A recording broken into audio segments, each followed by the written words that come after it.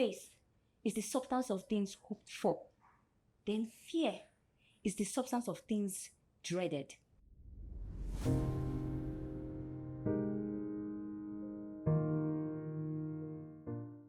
Hi everyone, I'm Jessica. My name is Oyindamola. Welcome to GraceCast Season 2, Episode 8.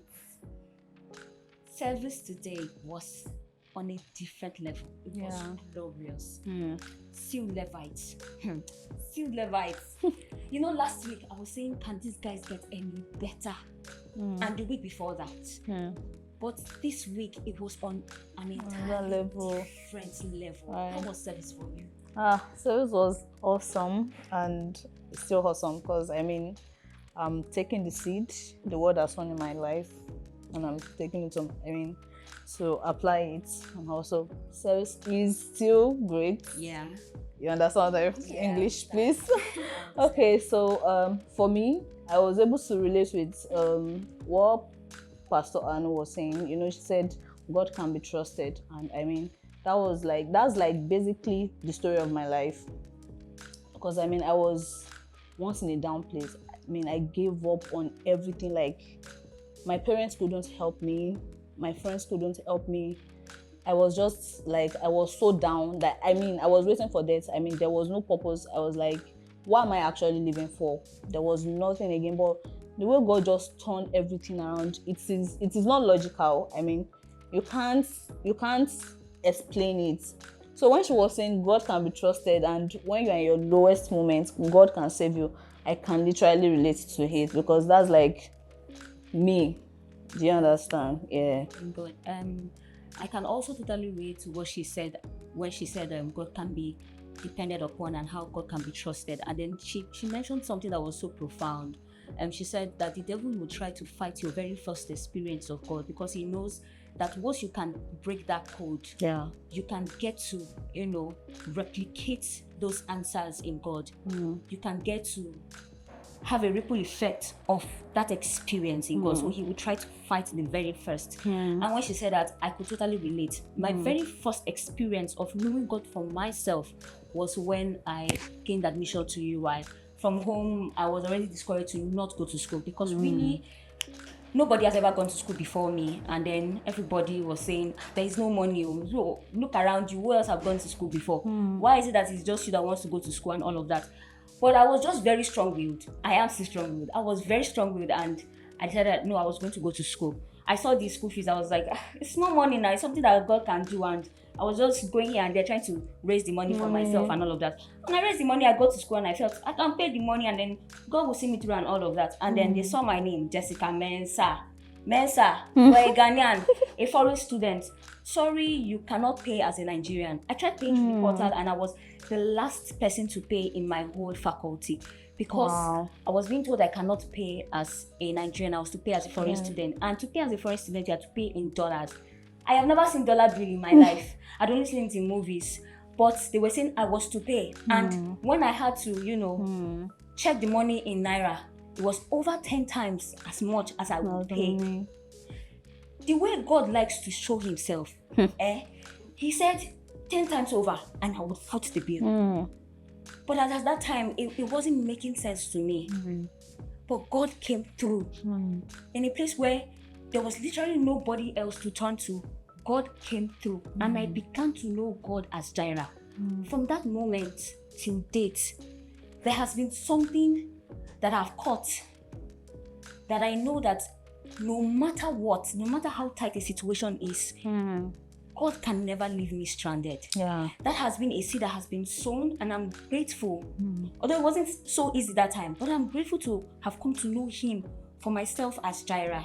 So when she said it, that God can be trusted, it was something that made total sense to me, because I have come to experience it for myself. You get, and it will make ripple effect and birth other things, because I have seen it work here. It's the same principle. It can work in other ones. Yeah, so that's this for me. Okay. And then there was something else she said about fear. When she said it, I was like, hey, God has just been, reading all my letters, and he had decided to send me a response. I was thinking about it when I was hearing about what will happen this week in Nigeria, protests and all of that. I was like, maybe I should call my younger brother. Oh, yeah, Ile, come and stay with me. Come and stay with me. I cannot be shouting. Come and stay with me. You know, there's this tendency or temptation to go into fear. Yeah. I know I don't have kids, but you know, when she was talking about kids, she said that when they told her, stay with your kids, so they will not kidnap. And she said, who am I? The jail will just kidnap me and my children. All the village kidnap. And then I said, it's true that my brother staying with me does not guarantee his protection, his safety. Yeah. Do you get? It is just God. And then, as I was meditating on it, something dropped in my mind. I've never heard of it, but I think this is the Holy Spirit just trying to let me know this. He said, if faith is the substance of things hoped for, then fear is the substance of things dreaded. If faith brings to you what you are hoping for, the opposite of faith, in converse, is fear. So it means fear can also bring to you what you are dreading. Yeah. And then the scripture dropped. I remember Job. When Job said, what I have feared has come to me. Right. When his children died and all of that. That was probably an example of a parent who was always, saying, my children. Right. Instead of giving thanks, instead of leaving their protection and, safety to God's hand, he was trying to do it all by himself. And when he came to that point, he said, alas, everything I feared has come. So, people keep saying fear means false expectation appearing real. Right. So what faith can do, fear on the converse and the mirror side can also do. Yeah. So that stood out for me. So I just said, okay, I'm just going to trust God. I'm going to trust my brother. I don't have kids, but I have a younger brother, and I have other things that I'm nurturing, which can be likened to kids for me. And I'm just trusting God that He's going to protect them. He's going to help me. He's going to keep them safe.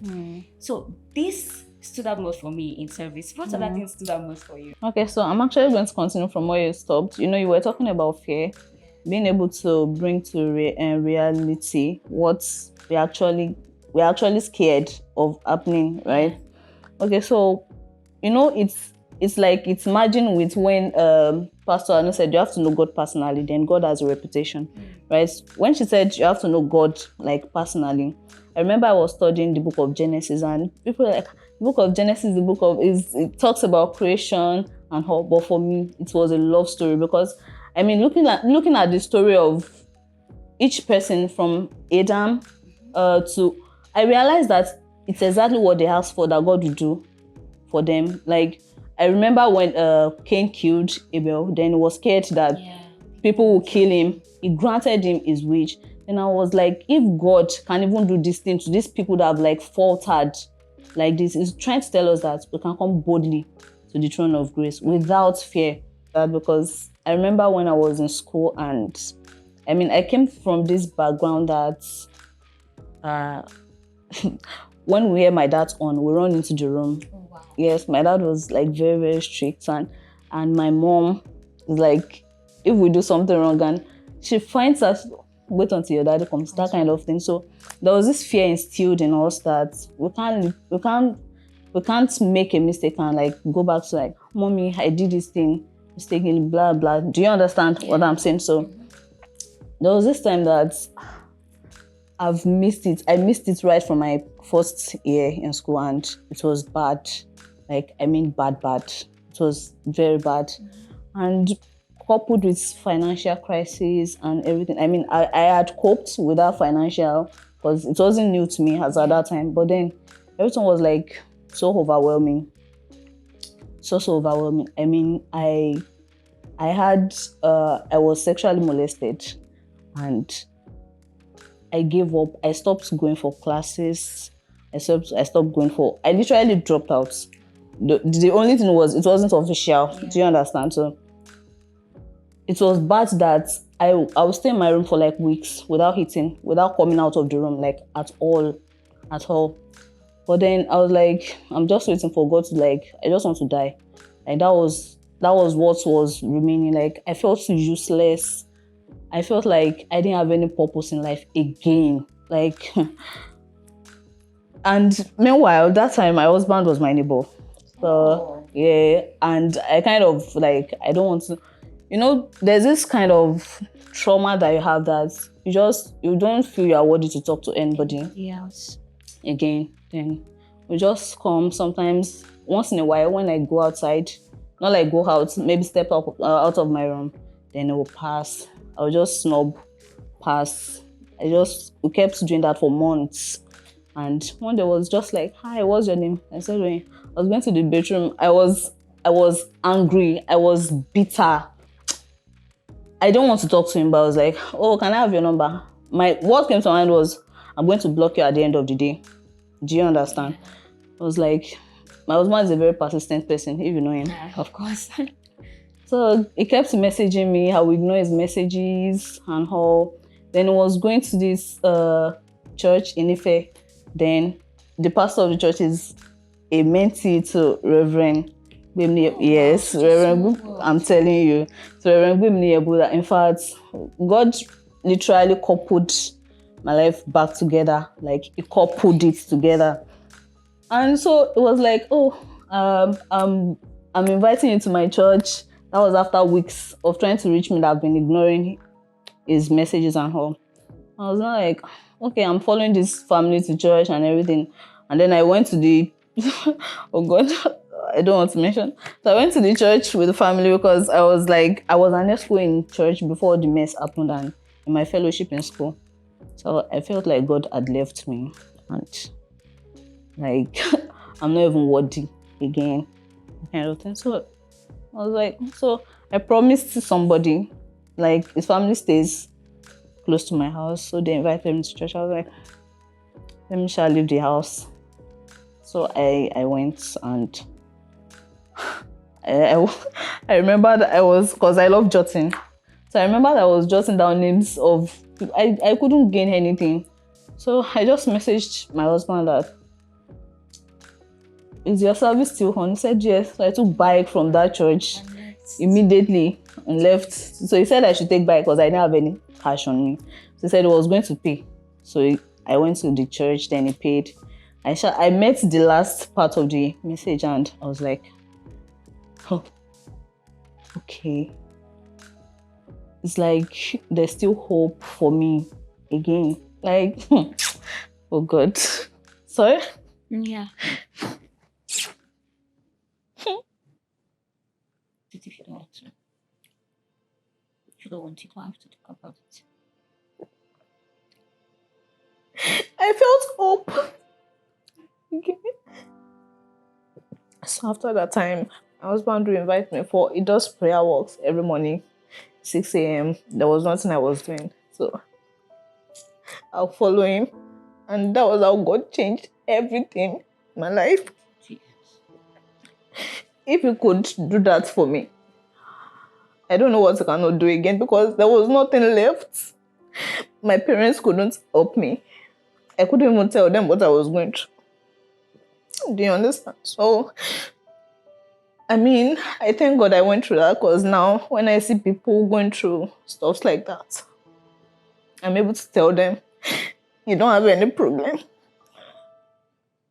People worry about money, then I'll be like, the least of human beings' problem is finances. It is finance. I don't have anything to worry about because God brought me here. Yeah. And he said, God is able to do exceedingly abundantly above all that we imagine. So I can't even imagine where God is taking me.